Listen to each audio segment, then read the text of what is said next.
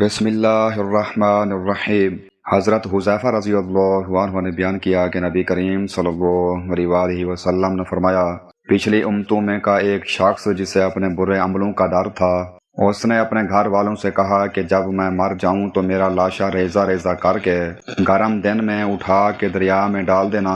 اس کے گھر والوں نے اس کے ساتھ ایسا ہی کیا۔ پھر اللہ تعالیٰ نے اسے جمع کیا اور اس سے پوچھا کہ یہ جو تم نے کیا اس کی وجہ کیا ہے؟ اس شخص نے کہا کہ پروردگار، مجھے اس پر صرف تیرے خوف نے آمادہ کیا، چنانچہ اللہ تعالیٰ نے اس کی مغفرت کر دی۔ صحیح بخاری حدیث نمبر 6480۔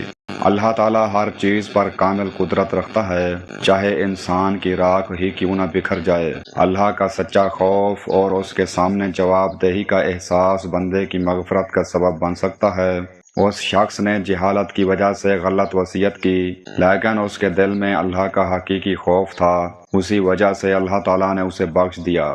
مومن کو ہمیشہ اللہ کے عذاب سے ڈرتے ہوئے اس کی رحمت کی امید بھی رکھنی چاہیے۔ حضرت ابو ہریرہ رضی اللہ عنہ نے رسول اللہ صلی اللہ علیہ وآلہ وسلم سے روایت کی کہ حضرت صلی اللہ علیہ وآلہ وسلم نے فرمایا کہ میری اور لوگوں کی مثال ایک ایسے شخص کی ہے جس نے آگ جلائی، جب اس کے چاروں طرف روشنی ہو گئی تو پروانے اور یہ کیڑے مکوڑے جو آگ پر گرتے ہیں اس میں گرنے لگے اور آگ جلانے والا انہیں اس میں سے نکالنے لگا، لیکن وہ اس کے قابو میں نہیں آئے اور آگ میں گرتے ہی رہے۔ اسی طرح میں تمہاری کمر کو پکڑ پکڑ کر آگ سے تمہیں نکالتا ہوں اور تم ہو کہ اسی میں گرتے جاتے ہو۔ صحیح بخاری حدیث نمبر 6483۔ نبی کریم صلی اللہ علیہ وآلہ وسلم نے اپنی امت کو گناہوں اور جہنم سے بچانے کے لیے ہر ممکن کوشش کی۔ قرآن اور سنت کی تمام ہدایات انسان کو ہلاکت سے بچانے کے لیے ہیں۔ جو شخص خواہشات نفس اور گناہوں کے پیچھے چلتا ہے وہ اس پروانے کی طرح ہے جو خود آگ میں جا گرتا ہے۔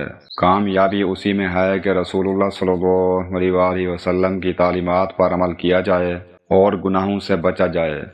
سعید بن مسیب نے بیان کیا کہ حضرت ابو ہریرہ رضی اللہ عنہ بیان کیا کرتے تھے کہ رسول اللہ صلی اللہ علیہ وآلہ وسلم نے فرمایا، اگر تمہیں وہ معلوم ہوتا جو میں جانتا ہوں تو تم ہنستے کم اور روتے زیادہ۔